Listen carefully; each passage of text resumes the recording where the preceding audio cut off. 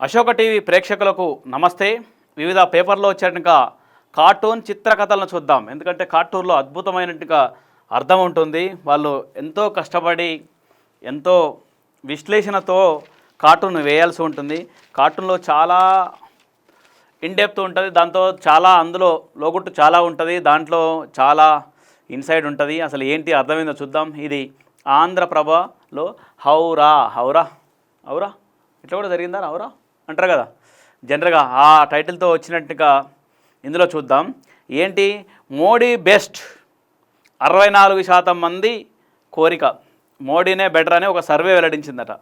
Survey వెల్లడిలో Modi 64% best అనేసరికి వేసారు. దీంట్లో ఉన్నటువంటి అర్థం ఏంటంటే ఇది ఏంటంటే ఈ సింబల్ ఏంటంటే ఓటు. మనం బయటికి రాగానే ఓటు వేయగానే ఎట్లా చూపిస్తాం, ఇట్లా చూపిస్తాం కదా. అంటే ఏంది ఇక్కడ ఈ సీరా ఇంక్ ఉంటుంది, సారీ ఈ చెయ్యి కావచ్చు, అట్లా సేమ్ ఇట్లా ఇక్కడ ఏముంటుంది సిరా ఉంటుంది, ఇట్లా చూపిస్తారన్నట్టు, అంటే ఓటు వేసినట్టు. ఇది ఓటు, ఓటు వేసినట్టుగా ఓటు అంటే ఓటర్లు చూడొచ్చు. ఇక్కడ ఎంత విచిత్రం అంటే ఓటుకు కూడా మనం చుక్క రాస్తారు కదా, ఏలకు చుక్క రాస్తారు కదా, ఇగో ఇక్కడ బ్లాక్ చుక్క చూడొచ్చు. ఇక టై లెక్క ఈయన మెడకు టై వేసిన విధంగా ఉందన్నట్టు. ఇక్కడ అయిన సింబల్ విక్టరీ సింబల్ అట్లా. ఇది నరేంద్ర మోడీ మంచి జోష్గా ఉన్నట్టు. ఇది మంచి కార్టూన్ బాగుంది ఇది. అట్లా నెక్స్ట్ కార్టూన్ చూద్దాం. సారీ, ఇది దిశలో వచ్చింది. నిన్న ఏం జరిగిందంటే కేసీఆర్ ఇంటి పక్కల ఓ నిమ్మకాయలు, దాంతోపాటు కుంకుమ, ఇంకేదో ఇక అన్నీ వేసేసారు. శాతపాటు చేస్తారు కదా, క్షుద్ర పూజలు అంటారు కదా. ఇగో ఇంటి పక్కల ఇది కేసీఆర్ ఇంటి చుట్టూ ఈ చుట్టుపక్కల క్షుద్రపాదాలు చేయకూడదు అని బోర్డు పెట్టుకున్నట్టు. ఎవరు? కేసీఆర్. ఎందుకంటే కేసీఆర్ ఇంటి పక్కన నిన్న క్షుద్ర పూజలు జరిగినాయి. ఓ కేసీఆర్ ఇంటి పక్కన క్షుద్ర పూజలు. ఇది అయితే ఈయన ఏం పెట్టుకున్న బోర్డు, జనరల్గా ఏదన్నా ఇక్కడ మూత్రం పోయబడదు, ఇక్కడ పోస్టర్లు అట్నించబడదు, ఇక్కడ పార్కింగ్ చేయబడదు, ఇట్లా రాసి పెట్టేది కదా మనం. ఇక్కడి నుంచి కేసీఆర్ ఇంటి చుట్టుపక్కల ఈ చుట్టుపక్కల క్షుద్ర పూజలు చేయకూడదని బోర్డు రాసి పెట్టుకోవాల్సినట్టు పరిస్థితి వచ్చింది అన్నట్టు. కేసీఆర్ పరిస్థితి ఇట్లా. ఎవరు ఆ క్షుద్ర పూజలు ఎవరు చేసిరో ఏమో, నిమ్మకాయలు దండగా. అసలు ఆ నిమ్మకాయలు తీసుకుపోయి పోపు వేసుకుంటే, అన్నం పోపు వేసుకుంటే మంచిగా దర్జాగా తినొచ్చు. కోడిగుడ్లు అవి పెడతారు, ఆ కోడిగుడ్లు ఆమ్లెట్లు వేసుకోవచ్చు. ఆ నల్ల కోడిని ఏదో కోసి ఆడ పడేస్తారు. ఆ మంచిగా కోడిని వండుకొని తింటే మంచిగా ప్రోటీన్ వస్తుంది, మంచిగా విటమిన్స్ మినరల్స్ వస్తాయి. అట్లాంటి పని చేయాలి. ఈ అన్ని వేస్ట్ ముచ్చట్లు ఎంత కొబ్బరికాయలు కొట్టాడేస్తారు. మంచి ప్రోటీన్ మంచి ఫైబర్ ఉంటుంది ఆ కొబ్బరిలో. అవి తినండి, ఆరోగ్యంగా ఉండండి. కానీ ఈ క్షుద్ర పూజలు అవి అదంతా వేస్ట్ ముచ్చట. అదంతా 21వ శతాబ్దంలో ఉన్నాం మనం.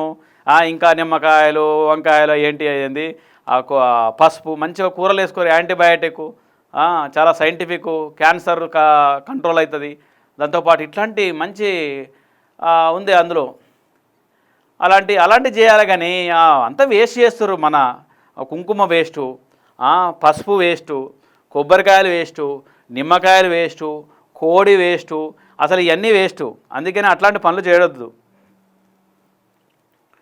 అందుకనే ఇవన్నీ చేయకూడదు మనం.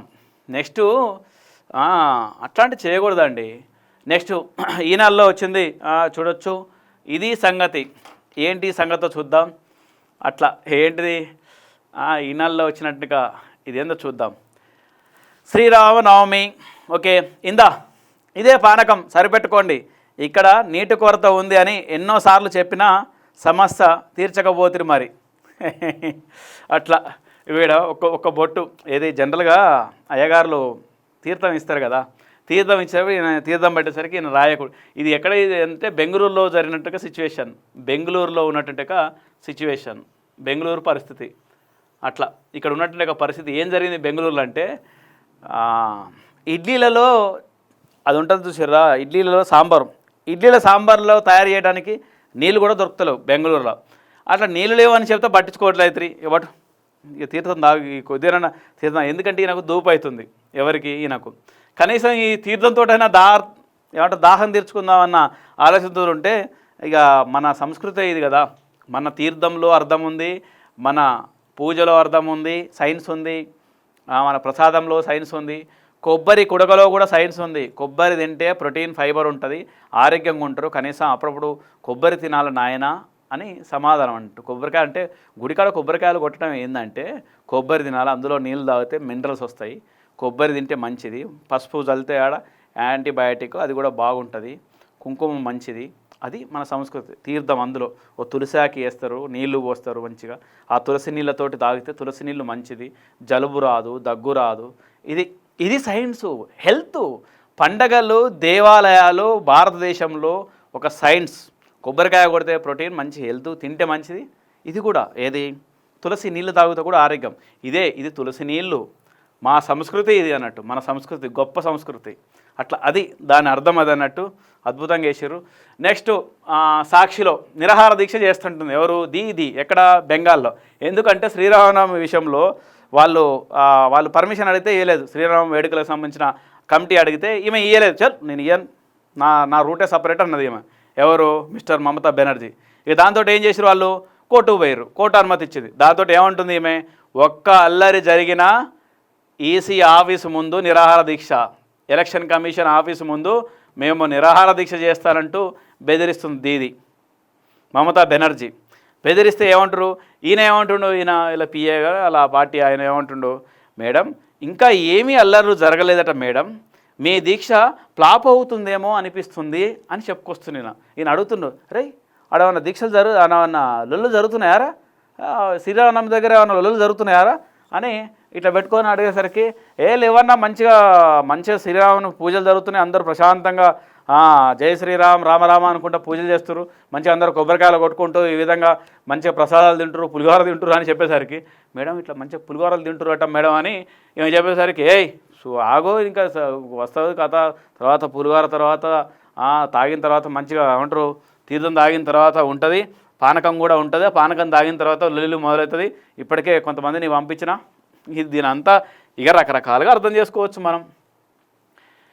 నెక్స్ట్ లోకం తీరు ఆంధ్రజ్యోతిలో వచ్చినట్టుగా ఇందులో కలియుగానికి ఇదే రామబాణం. శ్రీరాముడు భక్తునికి ఇస్తున్నాడు. ఎవరి భక్తుడు? ఈ పేద భక్తుడికి ఏమిస్తుండు? ఒక ఆయుధం ఇస్తుండు, ఒక అస్త్రం ఇస్తుండు. అస్త్రం అంటే ఏంది, శస్త్రాలు అంటే ఏంది? కామెంట్ చేయండి. ఇక చెప్తా పట్టరాదు. అస్త్రం దీని అస్త్రం అంటారు అన్నట్టు. అస్త్రం అంటే ఏంటంటే చేతులతోటి చేసేటట్టుగా యుద్ధాలు. అస్త్రం అంటే కత్తి కావచ్చు, ఇట్లాంటి బాణాలు శస్త్రాలు. మళ్ళా చేతులతోటి కత్తులు, డాళ్ళు, ఇట్లాంటి గొడ్డళ్ళు, ఇవన్నీ అస్త్రాలు. ఇట్లా వదిలితే పోయి తగిలేయి, ఇలాంటి శస్త్రాలు. ఇది శస్త్రం అనుకోరాదు. ఇక అస్త్రమైన శస్త్రమైన సామాన్యునికి ఎలక్షన్ సమయంలో ఏంటంటే ఓటే. ఇది ఓటు సింబల్. ఏది? స్వస్తిక్ అనేది ఓటు సింబల్. ఇప్పుడు ఈ శ్రీరాముడు ఈ భక్తునికి, ఈ మానవుడికి, ఈ ఓటర్కి ఏమిస్తుండు? నాయన ఇదే నీ అస్త్రం, ఇదే నీ బలం, ఇదే నీ ధైర్యం, నువ్వు దీన్ని సక్రమంగా ఉపయోగించుకో నాయన అంటూ శ్రీరాముడు ఒక సామాన్య భక్తుడికి ఇస్తున్నాడు. ఏమిస్తున్నాడంటే ఓటు అనేది ఇస్తుండు. ఇది భారత రాజ్యాంగంలో అంబేద్కర్ భారతీయులకు ఇచ్చిండు. దీంతో ఈ ఆయుధాన్ని తీసుకొని మీరు చాలా ఎక్కడ రక్తపాతం లేకుండా, వివాదం లేకుండా యుద్ధం చేసేటనక రోజు ఏంటంటే ఎలక్షన్ రోజు. మీరు చేసేది ఒక యుద్ధం, మీరు ఇచ్చేది ఒక తీర్పు. ఆ రోజు ఎలక్షన్ రోజు జడ్జిమెంట్ డే. ప్రజలు జడ్జిమెంట్, ఎప్పటికో ఒకసారి జడ్జీలు మాత్రమే తీర్పులు ఇవ్వరు, ఓటర్లు, సమాజంలో ఉన్నట్టు ఓటర్లు కూడా తీర్పులు ఇస్తారు. అదే ఎలక్షన్ తీర్పు. రేపు మే 13 నాడు మీరు ఇచ్చేటనక తీర్పు రిజర్వ్ చేసి పడుతుంది. మే 13 నాడు జరిగేటనక తీర్పు రిజర్వ్ అవుతుంది. ఎప్పుడు ఓపెన్ అవుతుంది తీర్పు? ఏ రోజు వెలువడుతుంది అంటే జూన్ 4 నాడు ఓపెన్ అవుతుంది, జూన్ 4 నాడు.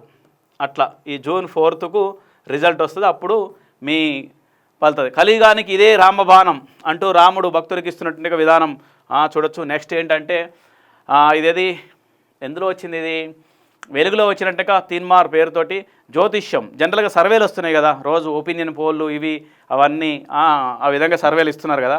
సర్వేలతో పాటు చిలక జోష్యం, హస్తముద్రికలు ఉంటాయిగా, వీటిని కూడా చూపిద్దాం సార్ అని చెప్తుండే. ఇక్కడ చిలక జోష్యం, ఇది చిలక ఇందులో ఉంది పంజరంలో. ఇక్కడ చిలక జ్యోతిష్యం చెప్పబడనని చెట్టు కింద కూర్చుండు. ఎవరు? ఈ జ్యోతిష్యం చెప్పేట ఆయన. ఇక దాంతో ఇక ప్రచారం చేసుకుంటూ ఇక్కడికి పోయేసరికి సరే ఎందుకైనా మంచిది వాడు చిలక జోష్యం చెప్తుండు, ఒకసారి చూపించుకుందాం అంటే మనకు అనుకూలంగా చెప్తారంటవా? చెప్తే బాగుంటుందని చెప్పకపోతే మళ్ళీ ఆయనతో ధైర్యం చేస్తాడుగా మనం అని వీళ్ళిద్దరు గుసగుసలు ఆడుతారు అన్నట్టు. అట్లా అంటే ఎందుకైనా మంచి సర్వేలలో మనమే ఉన్నాం కదా అంటుండేనా. సర్వేలో ఇట్లా సర్వేలో మనమే ఉన్నాం అంటుండేనా అనేసరికి ఎందుకైనా మంచిది ఒకసారి చిలక చూసి చెప్పుకుందాం, కొద్ది దూరం పోతే చేయి చూసి కూడా చెప్తారట, వాళ్ళని కూడా చెప్పిద్దాం అంటూ ఈయన చెప్తున్నానట. ఇది దీని అర్థం. బాగుంది, ఈ కార్టూన్ బాగుంది. నెక్స్ట్ సూర్య పేపర్లో వచ్చిన అంతా ఇంతే. వాస్తవంగా ఏదైనా ఇంతే అన్నట్టు. ఏం జరిగిందో చూద్దాం. శ్రీరామనవమి వేళ అయోధ్యకు ఒకట్లు, పదులు, వందలు, వేలు, 10,000, 1,11,111 కిలోల లడ్డు అట. 1,11,111 కిలోల లడ్డు ఎక్కడ? అయోధ్యలో శ్రీరామనవమి రోజు. ఇక అంటే దాని మీద ఏం జరిగిందో ఇంత చూద్దాం. అంత పెద్ద లడ్డు పంపించారు కదా, గుడ్డు మీద జగన్ ఫోటో ఉన్నప్పుడు, గుడ్డు మీదనట జగన్ ఫోటోలు ఉన్నాయట. మరి ఆ గుడ్లు ఏందో ఆంధ్రలోకి తెలవాలి, ఆంధ్రలో ఏం జరిగిందనేది. మన లడ్డూపై నమో ఫోటో ఉంటే తప్పేంటి సార్ అని చెప్పుకొస్తున్నానట్టు ఈయన. ఎవరు? బీజేపీ అయినా పిఏ స్టైల్లో ఉంది అంటే ఈ వేషధారణ. నెక్స్ట్ మోడీతోటి అంటున్నట్టు, అంటే గుడ్డు మీద జగన్ ఫోటో పెట్టుకున్నట, మన లడ్డు మీద కూడా మీ ఫోటో పెడితే సార్ అని అంటున్నట్టు. ఇది వివిధ కార్టూన్లో వచ్చినట్టుగా చిత్రకథలు. కార్టూన్లు అద్భుతంగా ఉంటాయి. ఎంతో పెద్ద అంశాన్ని 1000 పదాలకు ఒక కార్టూన్ సమానం. అట్లా అంత అంశాన్ని జస్ట్ ఒక కార్టూన్లో గుద్దిపడేస్తారు. అట్లా ఎంతో కష్టపడి చేస్తారు. అందుకనే మనం దాన్ని కాస్త మనం లెక్కలోకి తీసుకొని చూసుకోవాలి, బాగుంటుంది అర్థం. అందుకనే వాటిని రకరకాలుగా అన్వయించుకోవచ్చు. ఆ విధంగా అందులో ఉన్నట్టుగా అర్థాలు. మీరు పేపర్ చదివేటప్పుడు కార్టూన్ కూడా ఓ లుక్ వేయండి, చాలా అర్థం ఉంటుంది. అందులో గతంలో జరిగినట్టుగా సబ్జెక్ట్ ఉంటుంది, దాంట్లో కూడా చాలా విశ్లేషణ ఉంటుంది. Thank you.